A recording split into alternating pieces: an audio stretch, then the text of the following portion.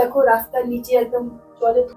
আজকে তিনি ফোন করে আমাকে বলছে, বুঝতে পারি না যে একটা সন্তান, মানে আমি তোমার সাথে কথা বলতে গিয়ে আমি নিজে জড়িয়ে যাচ্ছি। আমি শুধু ভাবছি, আমি যখন কথা বলছিলাম না, আমি ভাবছিলাম আমরা জাস্ট এখন খাওয়া দাওয়া শেষ করে আমি আমার এই ওষুধটা ছিল, এই ওষুধটা খাবো বলে ঠিক করেছি।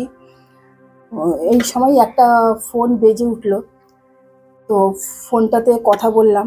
কথা বলাতে এতটাই ভেঙে পড়লাম আমরা, মানে কি বলবো, মানে বলে না কারোর পৌষ মাস কারোর সর্বনাশ। সকাল থেকে কালকে মাঝরাত্রির থেকে আকাশের অবস্থা খুবই খারাপ। দেখো সেটা বাইরের অবস্থা দেখেই বুঝতে পারছো যে 4-5 ঘন্টা টানা বৃষ্টিতে চারিদিকে জলে থই থই করছে। তো আজকে কি করে দ্বিতীয়া না, আজকে দ্বিতীয়া, মানে অনেকে আনন্দে ভাবছো যে আমরা ঠাকুর দেখতে যেতে পারছি না, আমরা এত বৃষ্টি হয়েছে জল জমেছে। এক সেকেন্ড তোমাদের জলটা দেখাচ্ছি। দেখো রাস্তার নিচে একদম জলে থই থই করছে। এই জলটা একদম সোজা যতটা দূর রাস্তা সেই ততটা দূরই রাস্তা, কিন্তু জলটা বড় কথা না, যেটা হচ্ছে মানে আমি নিজে বলবো কি করে না, আমি ভাবতে পারছি না। হ্যাঁ, কি করে বলবো। দেখো আমাদের সন্তান নেই, আমাদের একরকম কষ্ট যে আমাদের নেই, আমাদের কেউ বাবা মা বলে ডাকবে না বা আমাদেরকে চোখে এরকম করবে না। কিন্তু এই ফোনটা আসাতে না মানে এতটাই ভেঙে পড়লাম যে আমাদের না স্পিচলেস হয়ে গেছি, কি বলবো বুঝতে পারছি না।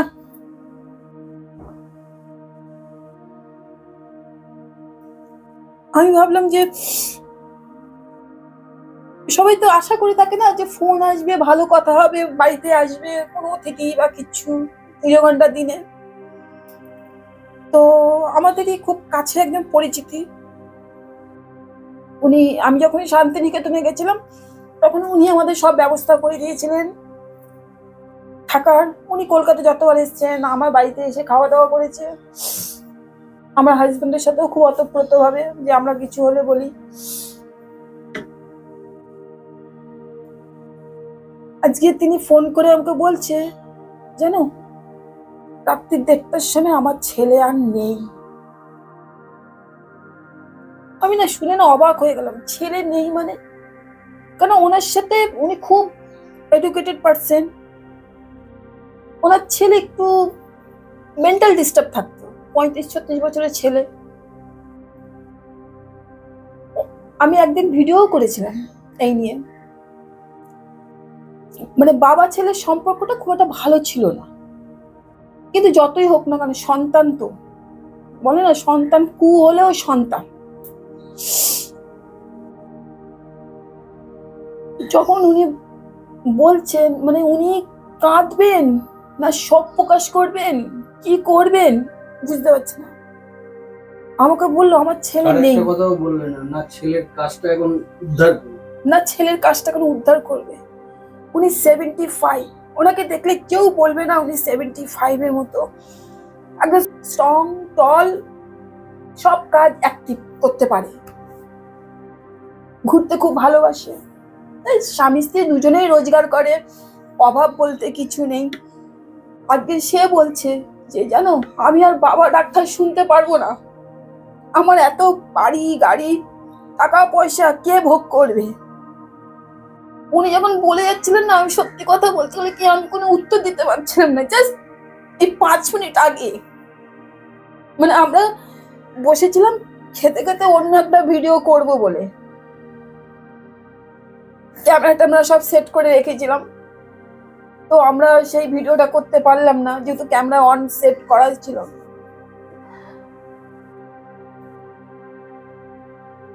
আমি তাই ওকে বলছি যে যতই হোক না কেন সন্তান তো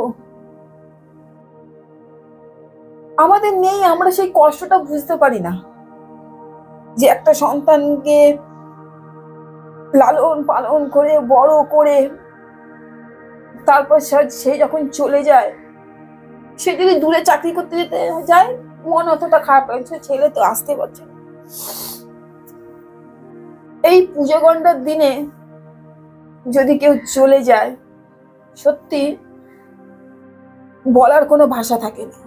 আমিও কিচ্ছু বলতে পারলাম না। উনি যখন বলে যাচ্ছিলেন আমি শুধু শুনে যাচ্ছিলাম ওনার কথাগুলো, আর আমার দু চোখ দিয়ে শুধু জলই পড়ছিল। মানে আমি কোনো ভাষা খুঁজে পাচ্ছি না, ওনাকে সান্ত্বনা দেবো না কি দেবো। কেন আজকে দ্বিতীয়া, ওনার আমার বাড়িতে আসার কথা ছিল মানে পঞ্চমীতে নাহলে ষষ্ঠীতে। কি বলবো কিচ্ছু বুঝতে পারছি না। মানে ওই মানুষটার কষ্টটা কি, মানে আমরা দুজনে হাজব্যান্ড ওয়াইফ বলছি যে এখন কি নিয়ে থাকবে ওই এজেড পার্সন। ওনার বউ ছেলে অন্তঃপ্রাণ, দুজনেই বয়স্ক। হাজবেন্ডের বয়স যদি মানে কি বলে 75 হয়, বউ মিনিমাম 70-68 কাছাকাছি তো হবেই। তখন বলছি আমি ছেলেকে দাহ করতে যাচ্ছি। মোবাইলে যখন কথা হচ্ছে তখন ওই অ্যাম্বুলেন্সের সাইরেন। অ্যাম্বুলেন্স নয়, ওটা সবাই জানে। ও সবাই, মানে আমি তোমার সাথে কথা বলতে গিয়ে আমি নিজে জড়িয়ে যাচ্ছি। মানে সেই ওনার ওই কাতর গলার মানে মানে কিচ্ছু ভাবা যাচ্ছে না। আসলে এটা তো ঘটনা, আমরা প্রথম থেকেই আমাদের বাচ্চা কাচ্চা নেই, আমরা একরকম মাইন্ড সেট হয়ে যায়। আজকে তিনি এই বয়সে দাঁড়িয়ে যখন সে তার ছেলেকে হারালো, তখন তাদের অবস্থাটা কি? আমাদের থেকেও তারা খুব আরো করুণ অবস্থা। উনি বলছিলেন রাত্রি 1:30টার সময় ছেলে বললো, মানে রাত্রিবেলা 10টার সময় ছেলে বললো যে বাবা তুমি আজকে আমার কাছে শো। কি আমার খুব বুকে ব্যথা হচ্ছে, হাতে পায়ে কষ্ট হচ্ছে, এরকম কিছু নাকি উনি বলছিলেন।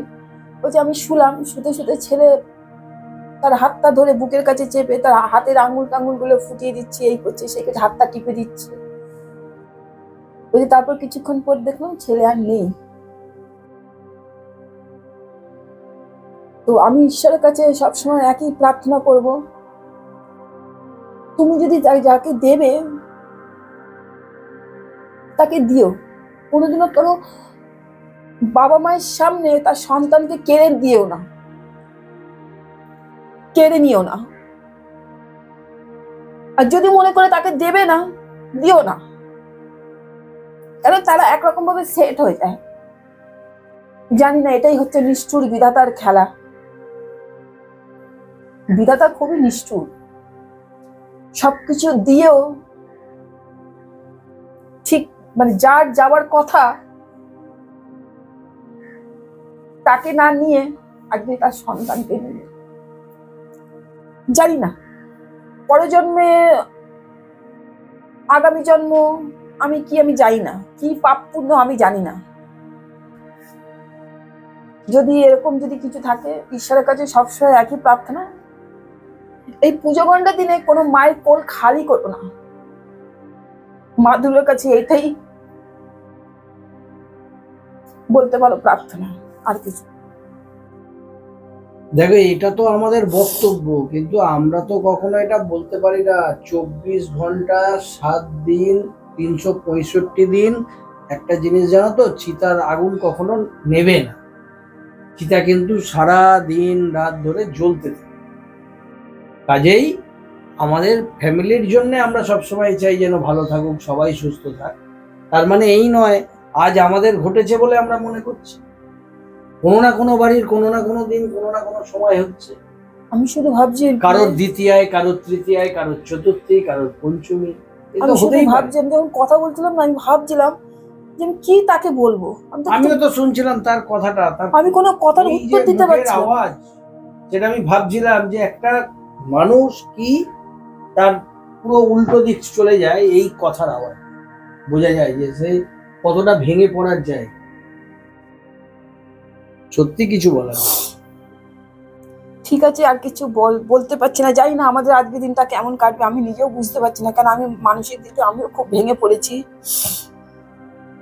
ঠিক আছে, নমস্কার।